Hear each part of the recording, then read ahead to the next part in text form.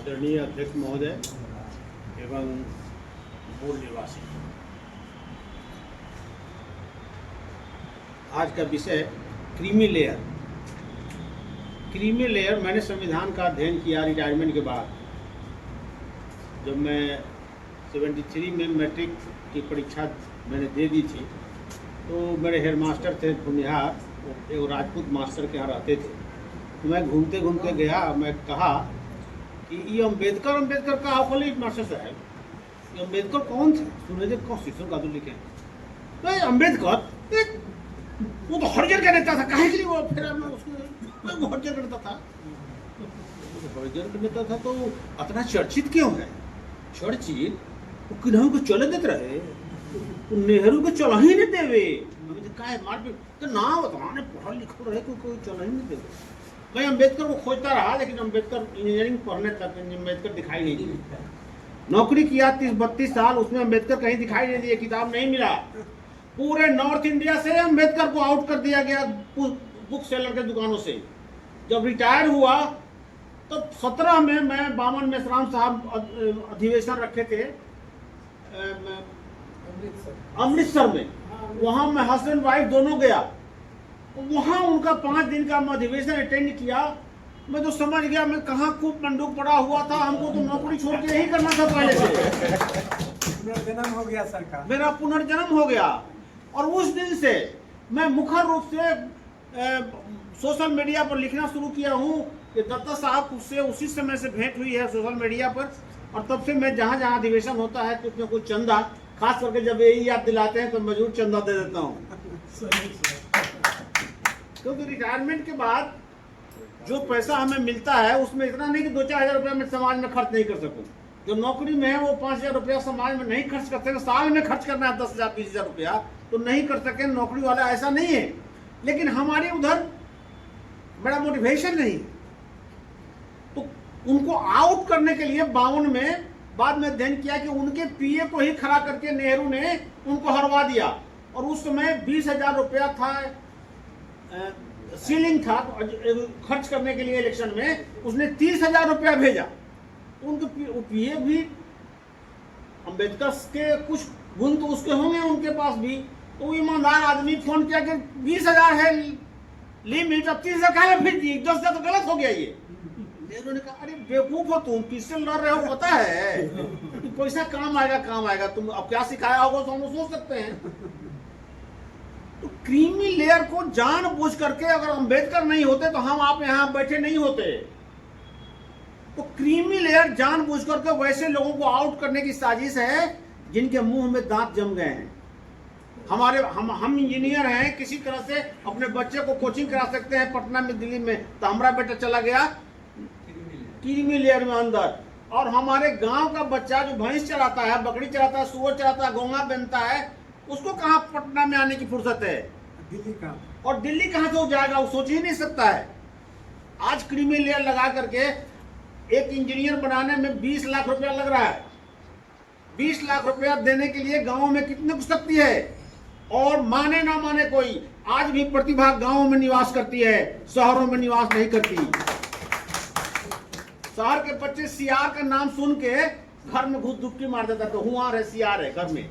हमने यहाँ शेर बाघ अगर गांव में आ जाए, उसको लाठी भाला से चढ़ते मार नहीं देंगे, तले छोड़ नहीं देंगे, तो मारेंगे तले छोड़ेंगे नहीं। हमें वो जज्बा है। इस जज्बे के भय से ये ब्राह्मणवादी, इस जज्बे के भय से क्रीमी लेयर लगाए हैं कि आप आउट हो जाइए, बाकी निहत्था है उसको पछाड़ना कौन बड़ी बात है। नहीं तो अगर 90 में ओबीसी के लिए 27% ही सही, 24% SC/ST के लिए सही, कितना हो गया? मैंने 50% हुआ ना। तो आज 50% सोच, क्लास 4, क्लास 3, क्लास 1, 2 में देखिए 50% हम पहुंचे। तो ये 50% जाए नहीं, उसके लिए साजिश के तहत क्रीमी लेयर लगाया है। और वो क्रीमी लगाने वाला होता कौन है? हम 5 भाई, इतने 10 भाई हैं, 10 भाई 50 भाई हैं, हम आपस में बंटवारा करेंगे ना। हमारा बंटवारा वो 2 बंदरों की लड़ाई में वो बिल्ली कर रही है और सारी रोटियां बिल्ली खा जा रही है। अब तो शहरी नक्सलाइट शब्द आ गया है, शहरी नक्सलाइट। जो देहातों में नक्सलाइट थे, जो सामाजिक लड़ाई लड़ते थे, संजोग से वो भटक गए, गोली बारूद चलाने लगे और अपने स्वार्थ के लिए करने लगे, सामाजिकता से दूर हो गए, समाज उनको सपोर्ट करना बंद कर दिया, तो उनका सफाया लगभग हो गया है। लेकिन अब ये कह रहा है कि नहीं शहरी नक्सलाइट है। हम लोग जितनी बातें बोल रहे हैं कि शहरी नक्सलाइट की भाषा है उनकी नजरों में, उनको पालतू तोता चाहिए, सिर्फ सुप्रीम कोर्ट में नहीं, पार्लियामेंट में भी पालतू तोता चाहिए, मोदी की तरह पालतू तोता चाहिए, ताकि नाम रहे ओबीसी का और काम करे उसका। हम तो विश्वनाथ प्रताप सिंह को चरण कमल रोज छू के प्रणाम करने के लिए तैयार हैं, क्योंकि उसने ओबीसी को आरक्षण दिया। वो अब उसका काम ये 10% बिना किसी आंदोलन के, बिना किसी कॉन्स्टिट्यूशन में सारा सुधार कर दिया, 3 दिन के अंदर लागू भी कर दिया, राष्ट्रपति शासन कराकर, राष्ट्रपति से साइन कराकर। फिर ये इकोनॉमिकली बैकवर्ड क्लास है, जबकि संविधान में इकोनॉमिक का कोई आधार ही नहीं है। उसमें सामाजिक एवं शैक्षणिक रूप से जो पिछड़े हैं उनकी पहचान करके उनको देना है। राजपूत भी पिछड़े हैं मध्य प्रदेश में, राजपूत भी पिछड़े हैं हिमाचल प्रदेश में, उत्तरांचल में राजपूत पिछड़े हैं, उनको भी पिछड़ों का आरक्षण मिलता है, महाराष्ट्र में भी मिलता है। जाति के आधार पर नहीं है, शैक्षणिक एवं सामाजिक रूप से जो पिछड़े हैं उनको देने का, आरक्षण देने का प्रावधान डॉक्टर अंबेडकर ने किया था। तो अभी गौरी लंकेश, पंसारे, कलमुर्गी उसके देश के आए हैं, उनके राज्य से आए हैं, इनको हम नमस्कार करते हैं। उनको आंदोलन चलाने के लिए, दुर्गा के खिलाफ लिखने के लिए कि नहीं, वो जो दुर्गा जिसको मारने के लिए लिखा गया है, क्या नाम उनका, महिषासुर। महिषासुर मूलवासी था, और वो ये अपने को देवता डिक्लेयर करने वाले ब्राह्मण जब उससे लड़ने में सक्षम नहीं हुए, उसके बाल देखिए, उसकी मूछे देखिए, उसका शरीर भुजा देखिए, कितना खाया पिया, और मूलवासी का कैसा चरित्र था। वो किसी से नहीं हारा, किसी से नहीं हारा। तो उन्होंने अब 1वीं, 2वीं, 3वीं, 4वीं, 9वीं को जा करके उसको किस तरह से स्कैंडल में फंसा के उसको मारा गया। और आज हमें ही हमारे महापुरुषों के जन्मतिथि को और कुर्बानी को ढकने के लिए वो अपने देवता का जन्मदिन, तो मरण दिन या फलान दिन से एकान दिन मना रहा है। हम गांव से आते हैं, रिटायरमेंट के बाद वहां गए, हर पंचायत में जग हो रहा है। कौन जग होता है? महाविष्णु जग। तो हम जो होते श्री कृष्ण जग होते। कितना पैसा लगे? वो तो 25 लाख लगे। इंजीनियर साहब तू 10,000 कम से कम दो, तू बहुत कमाइले बार, तो ढेर पैसा मिले हो। हमें मिले, हाँ कई आदमी बड़ा 20 आदमी। अब जब हम पढ़त रही तो कई आदमी चंदा दिल रहा हमरा के। कौन कौन जात पढ़ तो लोग, वो में ब्राह्मण को नहीं है, सब अपने है, इधर का आदमी है। नया नॉर्थ नाटवर्ग जो पढ़ा लिखा कम, बुद्धि नहीं, और वो समझ रहा है समाज का नेता। थोड़ा दिन के लिए पोस्टर में नाम आ जाता है, फलना सिंह, फलना राय, फलना यादव, फलना नाम। हाँ चलो तू 10,000 रुपया काहे देबो हमें, हम 10,000 देबो, कौन बात नहीं। हमारा पढ़ाई में क्यों दिले बढ़ा 1 रुपया नहीं। सरस्वती आज से है, कितना दिन से है? अपना दिन से। तो हमारे बाबू काहे न पढ़ना, तो निशान देते रहो। हमारे दादा काहे न पढ़ला, सरस्वती कहाँ गए रही? अब तू लोग ये गलत धंधा करता रहो, तोरा बेटा कहाँ पढ़त हो? तो पढ़ाई में कितना लगे हो पैसा? 2,000, 4,000, 5,000, 10,000 हम दे, हम 20,000 दे, हम पढ़ता हो। तोर बेटा बेटी कहाँ पढ़त हो? तो नहीं के पढ़ा। तो ये सब भले आदमी ने चल जाए यहाँ से, शरबत पिला दो, नींबू अच्छी नहीं, भले आदमी ने चल जाते।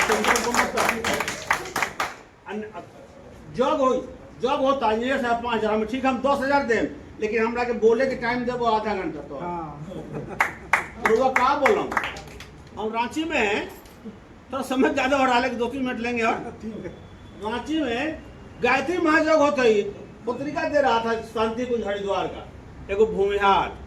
तो मैं लिए 1-2 साल लिए, गोरा चिटा था, आता था चंदन में लगा के। तो इंजीनियर साहब चंदा चाहिए, कितना हो? तो दिन 1,000 में, ठीक बात दे, हमरा बोले के टाइम चाहिए 15 मिनट। तो कॉलेज का बोलो, तो मैं उस समय अद्वैतवाद पढ़ रहा था। उपनिषद आप भी पढ़िए, वो हिंदू धर्म का कितना मूल रूप है। उसमें सब आदमी समान है, सब आदमी समान है। उसमें हिंदू, मुसलमान, सिख, ईसाई, फॉरवर्ड बैकवर्ड कुछ नहीं लिखा हुआ है, उसमें सिर्फ आदमी लिखा हुआ है। हमने कहा कि जो लोग मनुस्मृति लागू किए हैं वो दोगले हैं, वो न हिंदू है न मुसलमान है, वो अपना स्वार्थ साधने के लिए यहाँ पर आए हुए हैं। मैं यही बोलूंगा स्टेज पे, तो कहेंगे वो तो आग लगा दे इंजीनियर, वो चंदा मत दी, बाकी हम बोले लड़ुआ के नहीं कहो। और वो दिन से वो चला गया। तो हम लोगों को करना क्या है, हम लोगों को मेरी समझ से करना ये है कि पहले अपने आप से लड़ना है। जैसे हम लड़ाई नहीं आए, अपने आप दिमाग में, जैसे उन्होंने बोला अच्छा से स्पीकिंग, लर्निंग, क्या वॉकिंग सब कहा, अपने आप को परिमार्जित करना है। फिर अपनी पत्नी को खुश करने का कभी प्रयास नहीं करना है। उनकी जो आवश्यकता है उनको दे दीजिए, अपने विचारों पर उनके विचार हावी मत होने दीजिए। और भाई भतीजा से सदा होशियार रहिए। भाई भतीजा को अलग से पढ़ाई लिखाई में जो खाने पीने में मदद करना है कर दीजिए, उसके साथ रह के उसका वो आपका नाव डुबा देगा अपने नाव पर, अपने नाव पर उसे नाव पर चढ़ के मदद कीजिएगा तो वो अपने साथ वो डुबा देगा। अनपढ़ आदमी, पढ़े लिखे आदमी कभी गार्जियन नहीं हो सकता। गांव में जवार में लोगों को कहिए कि पढ़िए।